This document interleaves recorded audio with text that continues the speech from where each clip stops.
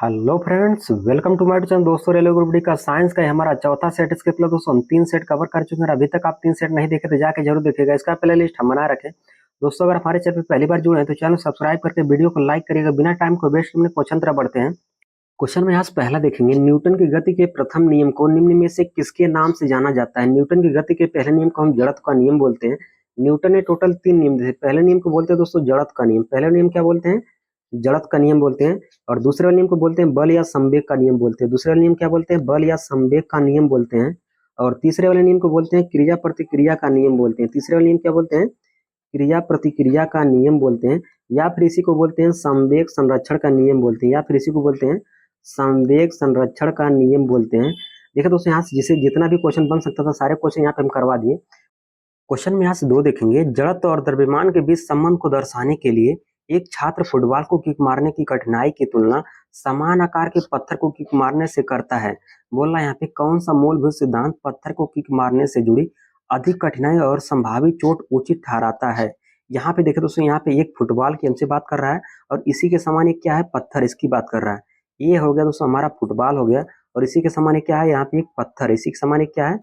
पत्थर। बोल रहा है इस पे किक मारा जाता है, फुटबॉल पर किक मारा जाता है और पत्थर पे किक मारा जाता है।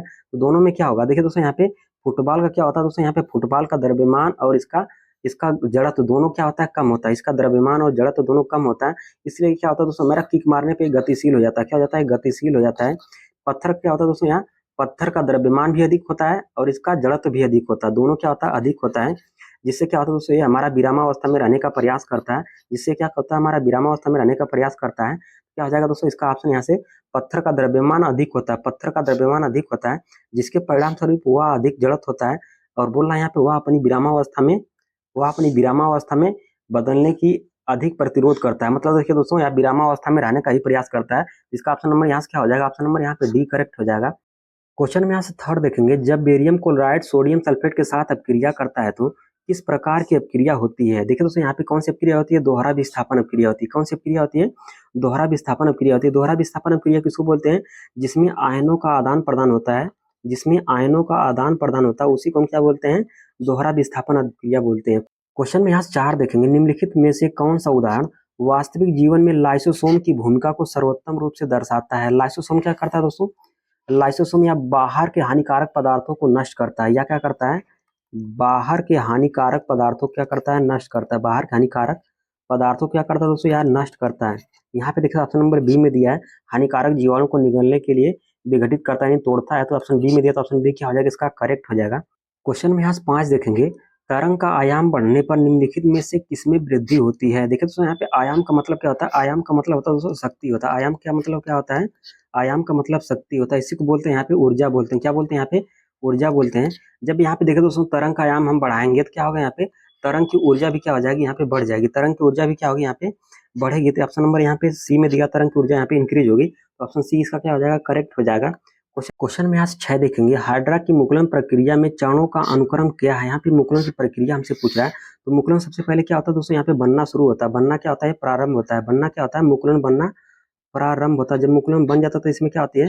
विकास होने के बाद ये परिपक्व हो जाता है। विकास होने के बाद क्या होता है? परिपक्व हो जाता है। परिपक्वता आने के बाद क्या होता है दोस्तों? ये टूट जाता है। परिपक्वता आने के बाद क्या होता है? ये वियोजित हो जाता है। क्या होता है? वियोजित हो जाता है, यानी कि टूट जाता है। टूटने के बाद क्या करता है? एक नए जीव का निर्माण करता है। क्या करता है? नए जीव का निर्माण करता है। नए जीव का निर्माण करता है। आइए ऑप्शन से चेक करेंगे।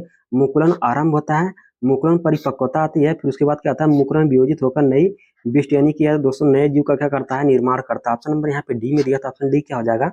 क्वेश्चन में यहाँ पे 7 देखेंगे, पृथ्वी के गुरुत्वीय बल के संदर्भ में निम्नलिखित में से कौन सा कथन सत्य है। यह वस्तु के द्रव्यमान पे क्या होता है? निर्भर होता है। वस्तु के द्रव्यमान पे क्या होता है? निर्भर होता है। ऑप्शन नंबर यहाँ पे ए में दिया था। ऑप्शन ए क्या हो जाएगा? करेक्ट हो जाएगा। दोस्तों, गुरुत्वाकर्षण बल हमेशा क्या होता है? आकर्षित होता है। गुरुत्वाकर्षण बल क्या होता है? गुरुत्वाकर्षण बल हमेशा क्या होता है? आकर्षित होता है, ना कि या प्रतिकर्षित होता है। गुरुत्वाकर्षण बल क्या होता है दोस्तों? हर समय क्या होता है? आकर्षित होता है या कभी भी प्रतिकर्षित नहीं होता है। क्वेश्चन में यहाँ से 8 देखेंगे, एक धातु चालक का प्रतिरोध किसके साथ बढ़ता है। जब इसकी धातु का चालक का अगर हम प्रतिरोध बढ़ाएंगे तो तापमान में भी क्या हो जाएगा? यहाँ पे वृद्धि होगी। तापमान में भी क्या होगी? यहाँ पे वृद्धि होगी। ऑप्शन नंबर यहाँ पे डी में दिया है, तापमान में वृद्धि। ऑप्शन डी क्या हो जाएगा? यहाँ पे करेक्ट हो जाएगा। क्वेश्चन में यहाँ से 9 देखेंगे, निम्नलिखित कथनों में से कौन सा कथन सही है।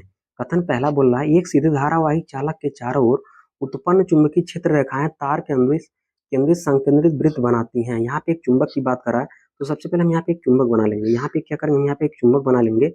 यहाँ पे हम क्या करेंगे, एक चुंबक बना लेंगे। इसमें देखिए दोस्तों, यहाँ पे दो पोल होता है। पहले का नाम होता है यहाँ पे नॉर्थ होता है, और दूसरा क्या होता है, साउथ होता है। चुंबकीय क्षेत्र रेखाएं क्या होती है, चुंबकीय क्षेत्र रेखाएं जो होती हैं वह नॉर्थ से साउथ की तरफ जाती हैं। चुंबकीय क्षेत्र रेखाएं क्या होती हैं, नॉर्थ से साउथ की तरफ जाती है। चुंबकीय क्षेत्र रेखाएं क्या होती है, नॉर्थ से क्या होती है, साउथ की तरफ जाती है। यहाँ पे हमसे कथन में क्या बोलना है, चुंबकीय क्षेत्र रेखाएं तार के अनुदिश केंद्रित संकेंद्रित वृत्त बनाती है। देखिए दोस्तों, यहाँ पे एक वृत्त बना रहा है कि नहीं बना रहा, आप ही बताइए। यहाँ पे एक वृत्त बना रहा है ना, तो ऑप्शन ए क्या हो जाएगा, इसका कथन पहला वाला क्या हो जाएगा, सही हो जाएगा। आगे क्वेश्चन में यहाँ पे कथन दूसरा बोल रहा है, इन चुंबकीय क्षेत्र रेखाओं की दिशा दक्षिण हस्त अनुष्ठ नियम का उपयोग करके निर्धारित की जा सकती है। देखिए ये वाला भी हमारा क्या हो जाएगा, कथन सही हो जाएगा, यानी कि पहला दूसरा दोनों कथन सही हो जाएगा। यहाँ पे ऑप्शन नंबर सी में दिया कथन एक और कथन दो दोनों सही है, तो ऑप्शन सी क्या हो जाएगा, यहाँ पे करेक्ट हो जाएगा। क्वेश्चन में यहाँ से 10 देखेंगे, निम्नलिखित में से कौन सा कथन रेडॉक्स अपक्रिया का सही वर्णन करता है। रेडॉक्स अपक्रिया किसको बोलते हैं दोस्तों, जिस अपक्रिया में ऑक्सीकरण तथा अपचयन दोनों साथ साथ होता है। जिस अपक्रिया में ऑक्सीकरण ऑक्सीकरण और अपचयन दोनों साथ साथ होता है, ऑक्सीकरण और अपचयन दोनों साथ साथ होता है, उस अपक्रिया को हम क्या बोलते हैं, यहाँ पे रेडॉक्स अपक्रिया बोलते हैं। उसको क्या बोलते हैं, रेडॉक्स अपक्रिया बोलते हैं। यहाँ से हम कथन में चेक करेंगे, यहाँ पे हाइड्रोजन सल्फाइड ऑक्सीकरण से सल्फर का निर्माण होता है। क्या होता है, यहाँ पे देखिए दोस्तों, यहाँ पे ऑक्सीकरण यहाँ पे हो रहा है। इसमें क्या हो रहा है, यहाँ पे ऑक्सीकरण हो रहा है। आगे यहाँ पे देखिए दोस्तों, यहाँ पे दूसरा निष्कर्ष यहाँ पे हमको दिया है, आयोडीन का अपचयन होता है जिससे हाइड्रोजन आयोडाइड में क्या होता है, बनाता है, जिससे क्या होता है, हाइड्रोजन आयोडाइड बनाता है। यहाँ पे देखिए दोस्तों, यहाँ पे अपचयन हो रहा है। क्या हो रहा है, यहाँ पे आयोडीन का क्या हो रहा है, यहाँ पे अपचयन हो रहा है। यहाँ पे देखिए दोस्तों, ऑक्सीकरण और अपचयन दोनों यहाँ पे हो रहा है। क्या हो जाएगा ऑप्शन नंबर यहाँ पे एक व दोनों, यानी कि यहाँ पे कथन एक व दोनों यहाँ पे सही हो जाएगा। यहाँ पे क्या हो रहा है, ऑक्सीकरण भी हो रहा है और अपचयन भी हो रहा है। क्या हो जाएगा, यहाँ पे कथन एक और कथन दो दोनों सही हो जाएगा। क्वेश्चन में यहाँ से 11 देखेंगे, एक हाउसिंग सोसाइटी ने अपशिष्ट को 2 डिब्बों में पृथक करना शुरू करता है, हरा रसोई अपशिष्ट के लिए और नीला वाला प्लास्टिक धातु और कांच के लिए। इस प्रक्रिया का प्रमुख मुख्य लाभ क्या है। देखो दोस्तों, यहाँ पे 2 डिब्बा का उपयोग कर रहा है, इसमें 2 डिब्बा का उपयोग कर रहा है। पहला हरा डिब्बा और दूसरा यहाँ पे नीले डिब्बा का उपयोग कर रहा है। हरा डिब्बा जो होता है दोस्तों, यहाँ पे यह गीला कचरा उठाने के काम होता है। क्या होता है, यहाँ पे ये गीला कचरा उठाने के काम आता है। और ये नीला वाला होता है, यह सूखा कचरा, यानी सूखा कचरा में क्या आ जाएगा दोस्तों, यहाँ पे जैसे आ जाएगा धातु आ जाएगा, कांच आ जाएगा। क्या आ जाएगा, यहाँ पे कांच आ जाएगा और धातु आ जाएगा। गीला वाले में क्या आ जाएगा दोस्तों, यहाँ पे सारा क्या हो जाएगा, यहाँ पे गीला वाला ही रहेगा। क्या होगा, यहाँ पे गीला कचरा आएगा। तो यहाँ पे ऑप्शन इसका अगर हम चेक करें क्या हो जाएगा, इसमें बोला ऑप्शन नंबर में, इससे अजैविकरणीय अपशिष्ट और जैविकरणीय अपशिष्ट से पृथक करने के लिए सहायता प्राप्त होती है। देखिए वही बोला, यहाँ पे सूखा को अलग करने के लिए और गीला को अलग करने के लिए क्या होता है, यहाँ पे हमें यहाँ पे पृथक करने के लिए यहाँ पे सहायता प्रदान होती है। पृथक का मतलब होता है इनको अलग करने के लिए हमें क्या होती है, यहाँ पे सहायता प्रदान होती है। क्या होती है, सहायता प्राप्त होती है।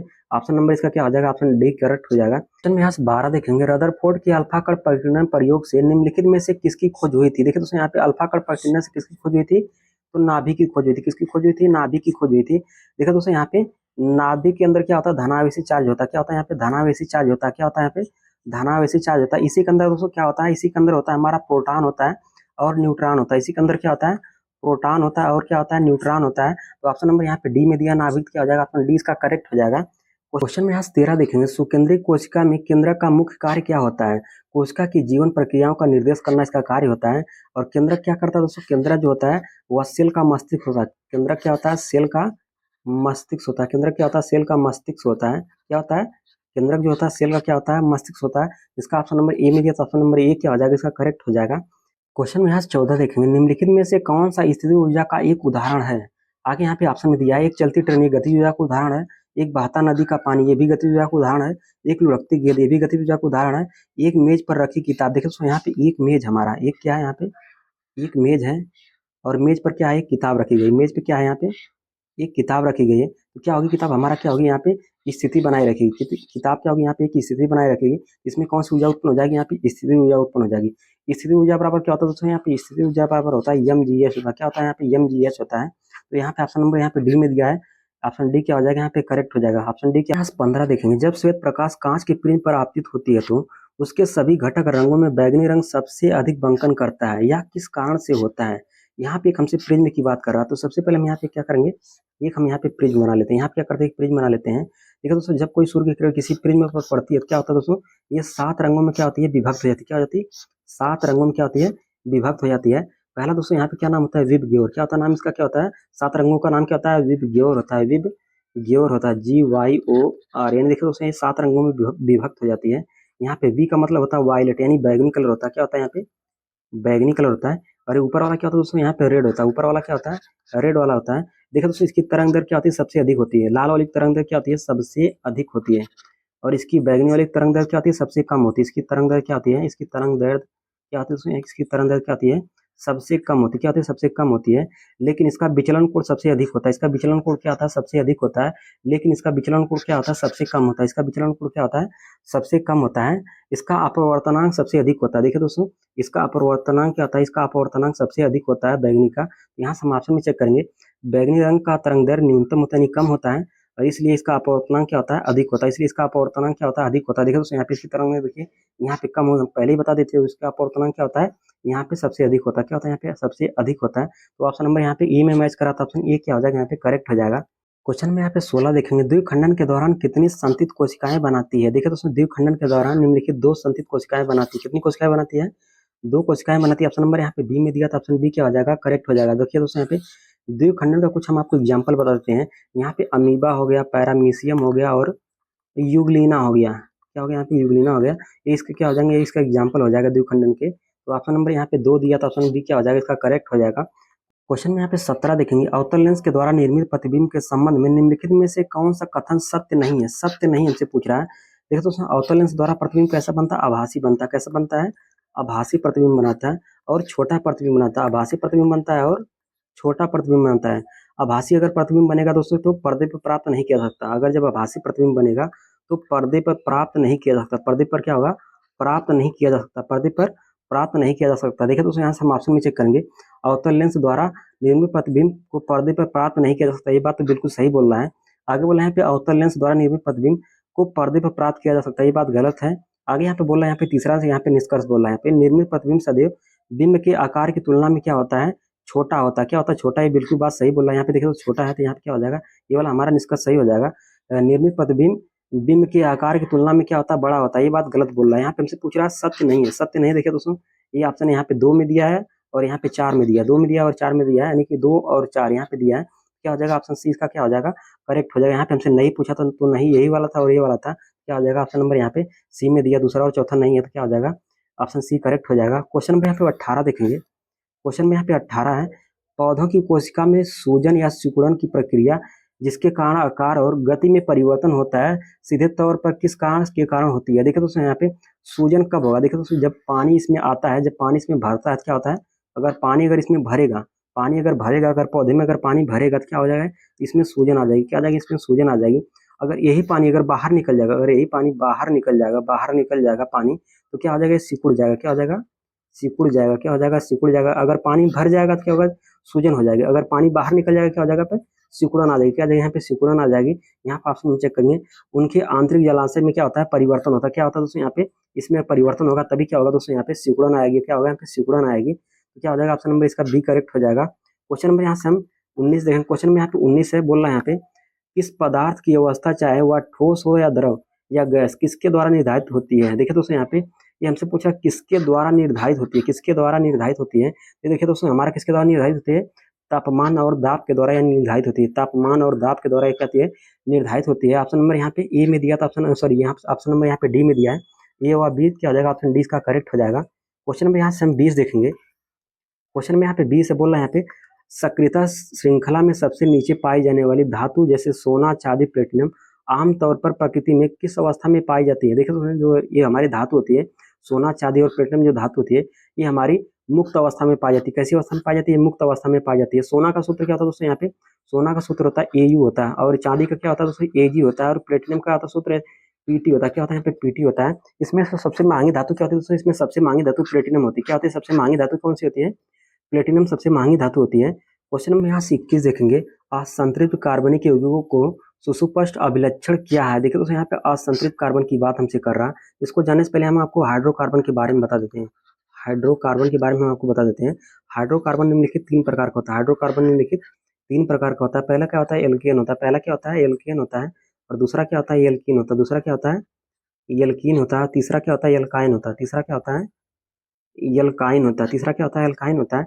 इसमें क्या होता है दोस्तों? एल्केन में सिंगल बॉन्ड होता है, एल्कीन में डबल बॉन्ड होता है, एल्कीन में डबल बॉन्ड होता है, एल्काइन में ट्रिपल बॉन्ड होता है, एल्काइन में ट्रिपल बॉन्ड होता है। इसको बोलते हैं दोस्तों यहाँ पे संतृप्त कार्बन बोलते हैं। इसको क्या बोलते हैं?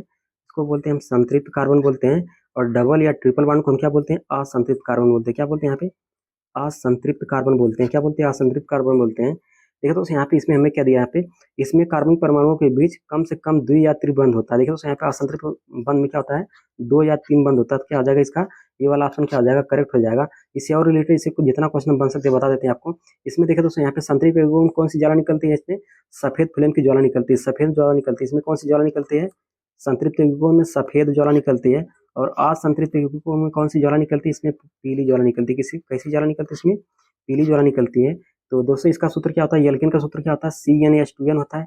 एल्केन का सूत्र क्या होता है? CnH2n प्लस 2 होता है। और यहाँ पे एल्केन का सूत्र क्या होता है? CnH2n होता है। और एल्काइन का सूत्र क्या होता है? CnH2n माइनस 2 होता है। CnH2n माइनस क्या होता है? 2 होता है। एल्केन का सूत्र क्या होता है? CnH2n प्लस 2 होता है। और एल्केन का सूत्र क्या होता है? CnH2n होता है। एल्काइन का सूत्र क्या होता है? CnH2n माइनस 2 होता है। 22 देखेंगे। निम्नलिखित अंगों में से कौन सा अंग वृद्धि हार्मोन मोचक कारकों को विमोचित करता है? जो वृद्धि हार्मोन विमोचित करने के लिए पीयूष ग्रंथि को क्या करता है? उद्दीपित कर देता है। देखिए दोस्तों यहाँ पे जो वृद्धि हार्मोन मोचक को विमोचित करता है उसका क्या नाम है? उसका नाम है हाइपोथैलेमस। उसका नाम क्या है? हाइपोथैलेमस है। यह मस्तिष्क का क्या होता है? एक हिस्सा होता है। यह मस्तिष्क का क्या है? हाइपोथैलेमस क्या है? यह मस्तिष्क का क्या है? यह मस्तिष्क का क्या एक हिस्सा है? क्या एक हिस्सा है जो पीयूष ग्रंथि को क्या करता है? नियंत्रित करता है। जो पीयूष ग्रंथि को क्या करता है? पीयूष ग्रंथि को क्या करता है? या नियंत्रित करता है। क्या करता है?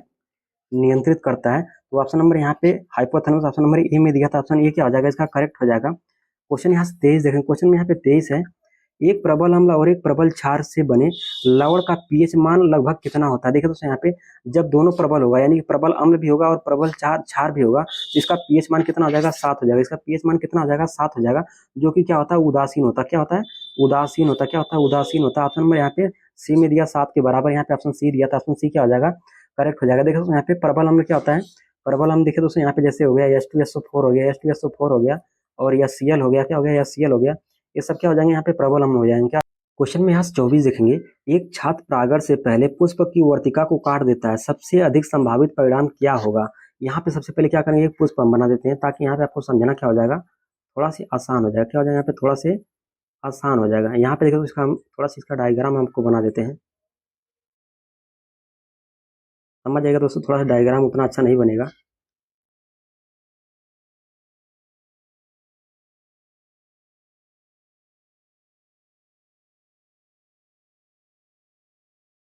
ये देखिए दोस्तों यहाँ ऊपर वाला क्या होता है? दोस्तों यहाँ ऊपर वाला क्या होता है? ये वर्तिकाग्र होता है। क्या होता है दोस्तों? ये वर्तिकाग्र होता है। क्या होता है? ये वर्तिकाग्र होता है। और इसके नीचे क्या होता है दोस्तों? ये वर्तिका होता है। यहाँ क्या होता है? ये वर्तिका होता है। क्या होता है? यहाँ पे एक वर्तिका होता है। ये वर्तिका होता है। और नीचे क्या होता है? यहाँ पे अंडाशय होता है। क्या होता है? यहाँ पे ये अंडाशय होता है। क्या होता है? यानी कि ओवरी होता है। क्या होता है? यहाँ पे ओवरी होता है। क्या होता है? यहाँ पे ओवरी होता है। बोल रहा है इसको वर्तिका को काटने के लिए बोल रहा है। अगर देखे तो यहाँ अगर वर्तिका को अगर हम यहाँ से काट देंगे, आप ही बताइए। अगर यहाँ पे वर्तिका को काटने के लिए बोला, वर्तिका को यहाँ पे काटने के लिए बोला, अगर यहाँ से वर्तिका को यहाँ से अगर हम काट देंगे, तो वर्तिका को अगर हम यहाँ से काट देंगे तो देखिए दोस्तों यहाँ पे परागण यहाँ पे आएगा नहीं। अगर परागण यहाँ पे आएगा नहीं तो यहाँ पे देखिए दोस्तों पुष्प यहाँ बन नहीं पाएगा। क्योंकि पुष्प तभी बनेगा जब ओवरी तक क्या आएगा? यहाँ पे परागण आएगा। ओवरी तक क्या आएगा? यहाँ से परागण आएगा तभी तो पुष्प बनेगा। जब यहाँ से काट देंगे तो कहाँ से आ पाएगा? आप ही बताइए। नहीं आ पाएगा ना। तो यहाँ पे क्या हो जाएगा? निषेचन नहीं आ पाएगा। क्या इसका आंसर क्या हो जाएगा?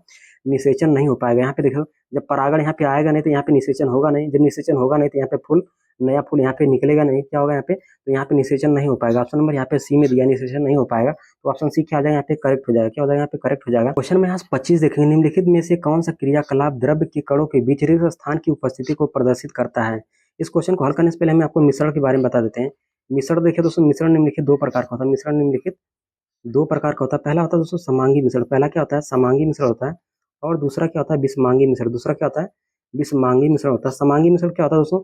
जो पूरी तरीके से घुल जाता है। जैसे दोस्तों यहाँ पे पानी और चीनी का घोल, पानी और चीनी का घोल क्या होगा दोस्तों? ये पूरी तरीके से हमारा क्या हो जाएगा? घुल जाएगा। लेकिन विषमांगी मिश्रण क्या होता है? पूरी तरीके से नहीं घुलता। जैसे यहाँ पे पानी और यहाँ पे तेल, पानी और क्या हो जाएगा? यहाँ पे ऑयल ले लेंगे, पानी प्लस तेल लेंगे तो ये पूरी तरीके से क्या होगा? नहीं घुलेगा।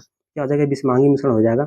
यहाँ पे हमसे पूछ क्या रहा है? यहाँ पे द्रव के कणों के बीच रिक्त स्थान की उपस्थिति को प्रदर्शित करता है। देखिए दोस्तों जब यहाँ पे ये पानी और चीनी पूरी तरीके से घुल जाएगा तो क्या होगा? यहाँ पे इनके बीच कोई रिक्त स्थान नहीं होगा। इनके बीच कोई भी रिक्त स्थान नहीं होगा। इनके बीच कोई भी रिक्त स्थान नहीं होगा। तो क्या हो जाएगा? इस ऑप्शन नंबर यहाँ पे बी करेक्ट हो जाएगा। चीनी को जल में घोलना क्या हो जाएगा, इनके बीच कोई भी रिक्त स्थान नहीं बचेगा, क्योंकि ये पूरी तरीके से क्या हो जाएगा, घुल जाएगा। तो ऑप्शन यहाँ पे बी करेक्ट हो जाएगा। दोस्तों अगर वीडियो अगर अच्छी लगी है तो प्यारा सा कमेंट करिएगा कि वीडियो आपको कैसी लगी है।